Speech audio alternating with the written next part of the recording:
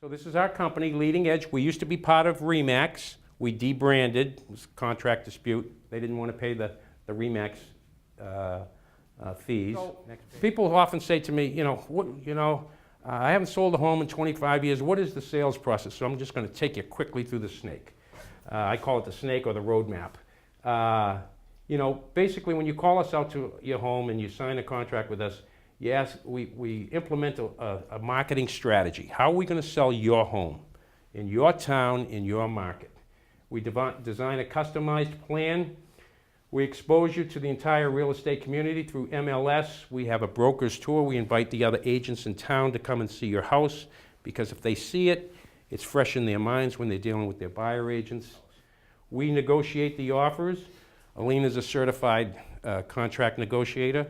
I worked for the federal government for 15 years as a purchasing officer, negotiating contracts with Raytheon, Hughes, Northrop Corporation. So both of us have good experience in that area. The things you need to worry about: mold, termites, hazardous waste, leaks, wood rot. I'm sure Tracy, asbestos, buried tanks in the ground. But other than that, and even those can be fixed. My friend Dominic bought a house in Lexington.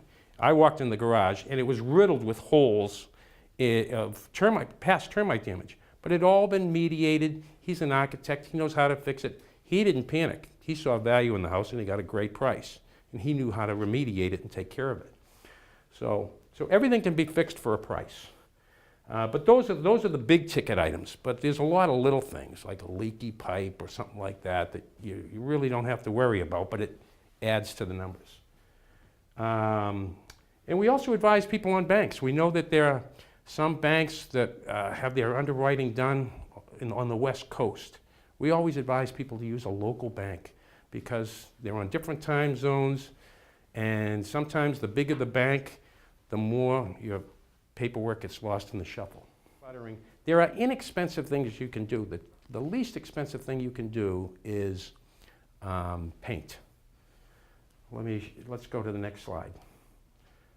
Okay, for instance, this is the same car. Look at the difference when you buff it up and polish it up, or you leave it like this. Do you want to sell the home as is, or do you want to make some cosmetic detail improvements that aren't very big money to get them? There's a thing called the 48 kick-out clause, our kick-out clause, which basically says we haven't had an offer in 45 days. This is the only offer that's come in. So what we'll do is we'll accept it conditional on this 48-hour kick-out clause, which means if another offer comes in between now and the time we go to purchase and sale agreement, okay, we'll give you 48 hours to come up with, to remove that contingency of a home sale condition, or we're going to kick you out. All right, so should I sell and then buy? Yeah, absolutely. An offer is more likely to be accepted over others. You can always rent for a short period, like I mentioned.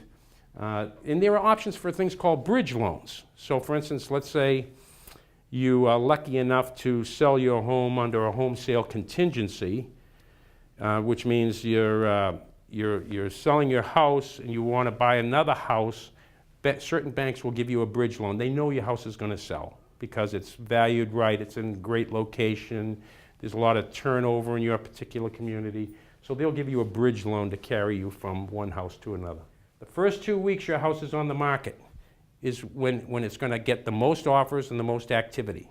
So if you overprice it, some people won't even look at your home. And you want to take a chance on losing somebody that might have made an offer. Okay, so that's very important. And then it goes down every 4 weeks after that, as far as it puts price pressure on the value of the house or the price of the house. Ryan, let me begin with you. Do you have any questions about taxes or the tax consequences of selling your house? If you've lived in the home at least 2 of the last 5 years.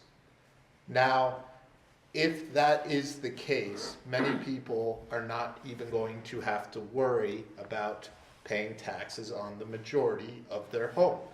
The only exceptions are if you've ever rented the property or you've ever used it as a home office. If either of those are the case, then you're going to have to worry about depreciation recapture. And that's something that you should talk to a tax professional about. The one other instance that people are exposed to now is we've been in a bull market for several years. If you anticipate your gain being greater than those amounts, it's important to keep in mind that when you're prepping your house for sale, that many of the expenses you incur can be used to offset the gain that you'll have on the property. So I just want to tell you exactly what I say when I start an inspection. I tell my buyers, first off, all homes have stuff. There's no perfect house. This will not be a perfect house. I've done 2,000 inspections. I have never had a perfect inspection. New construction has issues too. I tell them to prepare themselves. All we're going to do is focus on the negative, and that there's going to be, I'm thorough. I'm going to point out every little thing. Not everything is a big deal.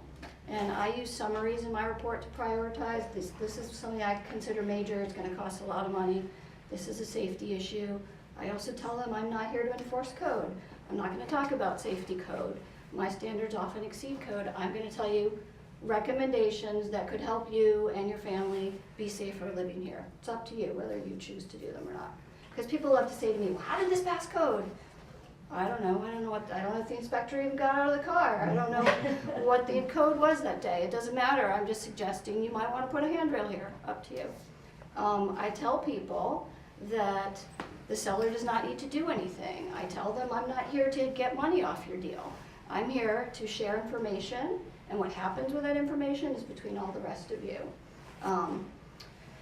I tell people at the seller, the only thing the seller is required to do is bring the house up to code with smokes and carbons. Anything else? Smokes and what? Smoke and carbon detectors. Every transaction of every property in the state of Massachusetts, the seller is required to bring the house up to code, bring in the fire department, get it inspected, and bring a certificate to the closing.